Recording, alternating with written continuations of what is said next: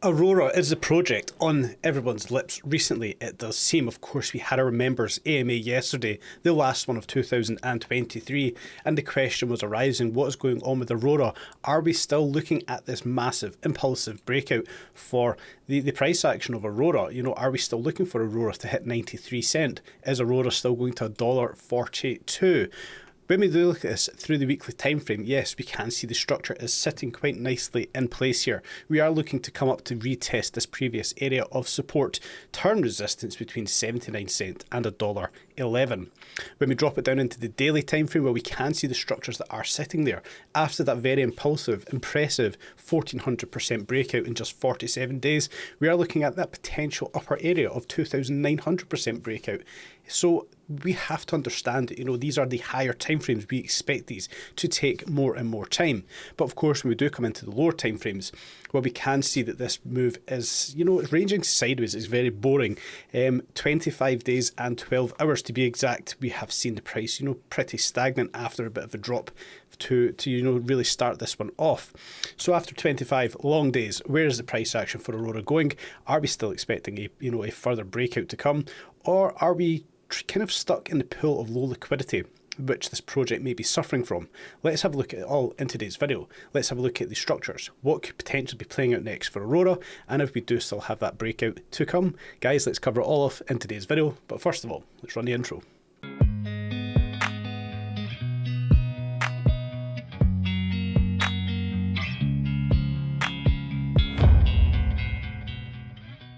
Yes, welcome back to Cheeky Crypto Uncensored. Let's take a look at Aurora paired up with Gate.io, and we will start off here on the 4 hour time frame.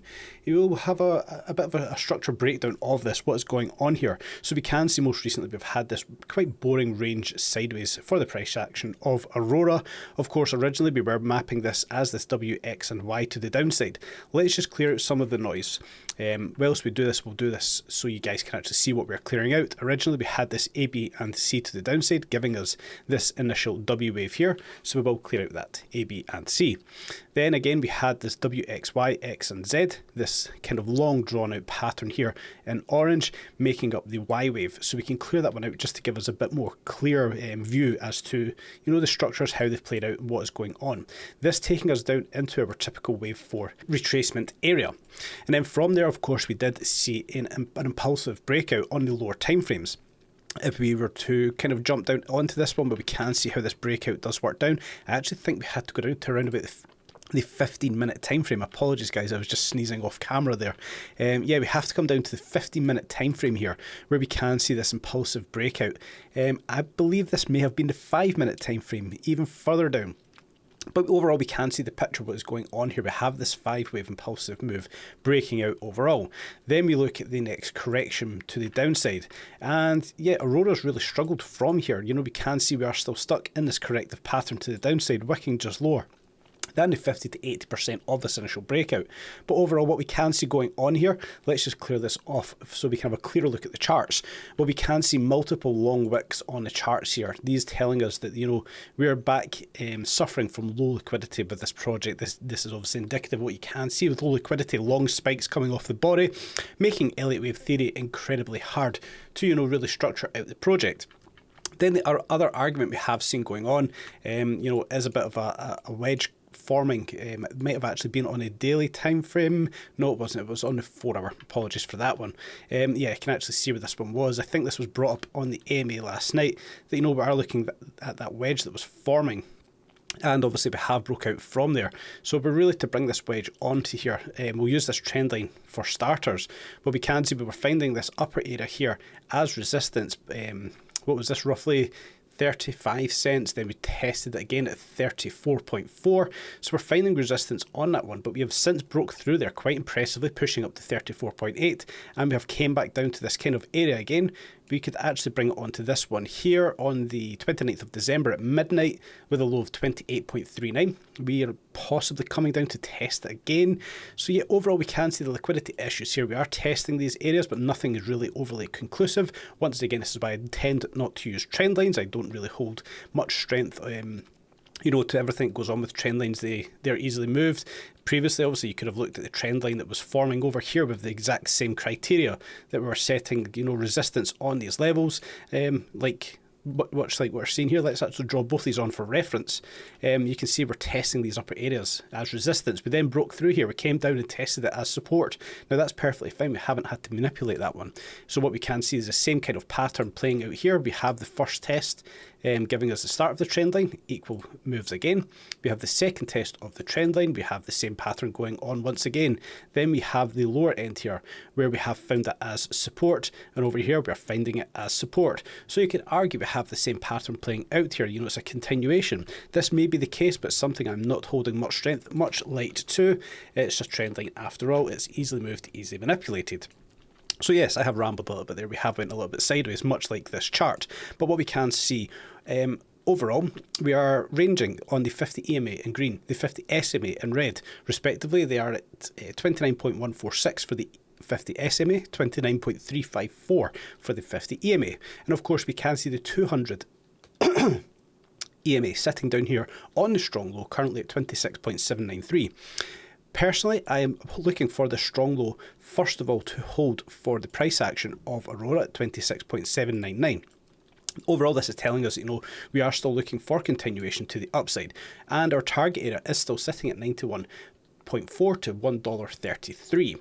But there's a few things I really want to stress about the moves that are going on here for Aurora. For that, we'll go up to the daily time frame.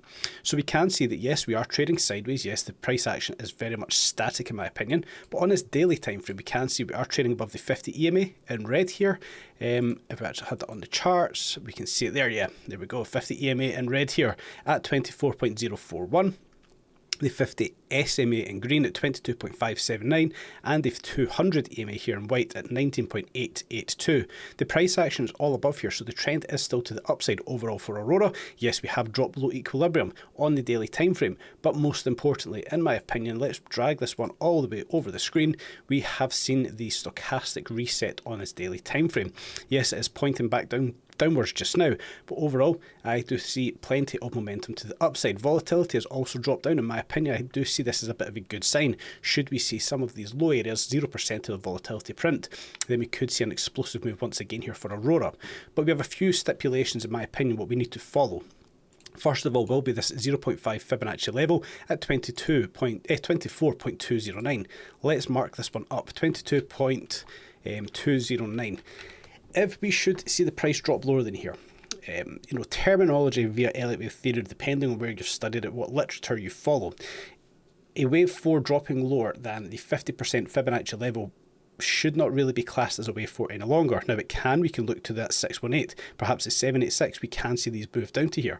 But on the impulsive level, dropping lower than that 0.5 Fib level, well, technically we would not be looking at it as a 5-wave structure, that perhaps we have maybe seen the wave 3 here, that maybe we have seen the wave 4 here, and the wave 5 is actually this move right on here. Now this may be the case. Does that meet the criteria of the structure overall? Let's just check this one out.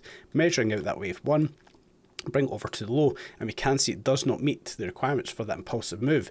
So this overall may not actually be an impulsive move. That just looks like an impulsive move. I'm going to leave this one drawing up because I do still think we have the potential to see, one last push across the markets, not just Aurora, but I think across the entire markets. So we'll leave this one drawn up. But should we see the price drop lower than 24.209, then I would then not be looking at this push to the upside. We may still have that break to the upside, that overall we're looking more as an A, B, and C to the downside. Perhaps that is the structure. So yes, one way or another, I do think we are to look for the move to the upside. But what we can see, dropping below equilibrium should be seen as bearish, but considering the position of the 50 EMA, the 50 SMA, and that 200 EMA, with the short-term price action now raising higher than the longer-term price action, I am still bullish on the structures, the targets, the potential for Aurora. Lastly, that weekly time frame, where we can see the potential push up here, would be testing out this previous area of support, term resistance between 79 cents and $1.11. We can see the test of here. Finding it as support in June 2022, coming back up to find it as resistance in November 2022. So this is an area of very high interest for myself. Then obviously we can start looking further up the charts between the $2.23 to $2.80. Once again, previous area of resistance, or previous area of support. And yes, we do have this one much further higher up in the charts between $10 and $15. We won't need to go up that far just now. We're looking at these more meaningful time structures, and the daily is, in my opinion, probably the most accurate one to look at just now. I do think the start of 2024, we are likely to see perhaps a bump in the market. It's a nice push up before we see, we do see some periods of redness, and I think the red in the market is going to hurt quite a lot of people, but the people are not expecting it to be as severe as it is. Nick done a fantastic video this morning on Bitcoin over on the main channel. Do head over and check that out, explaining the potential pullback that we're looking to see in the markets. And should it fit Bitcoin the way we are expecting it to fit Bitcoin, well, these altcoins are going to suffer just as much, if not worse. So it's a breakdown of everything going on with Aurora. I do still think we have that potential to push on up. Whether or not we breach that high depends on if we breach this low of 24.209. Should we breach this low, we will readdress the structures and look for that next potential move. Let's just draw this one up for reference. Should we break lower than here, guys, I would still expect to move up before, continuation to the downside. But we will cross that bridge when it comes to it. But for now, I am leaving it with that move on the table, potentially looking up at that 93-cent level. Currently looking at the price action of 30 cents, it seems a million miles away. So we will, rest assured, keep a close eye on this one, and we will see how the moves play out. But for now, guys, I will leave that one there. I hope you've all enjoyed this video. If you did, smash up the like button, subscribe, tap on the bell, all the usual good stuff. If you're going to trade, please do trade safely. Have a nice tight stop loss, make some great gains, stay safe in the space, and until next time, have a very nice day.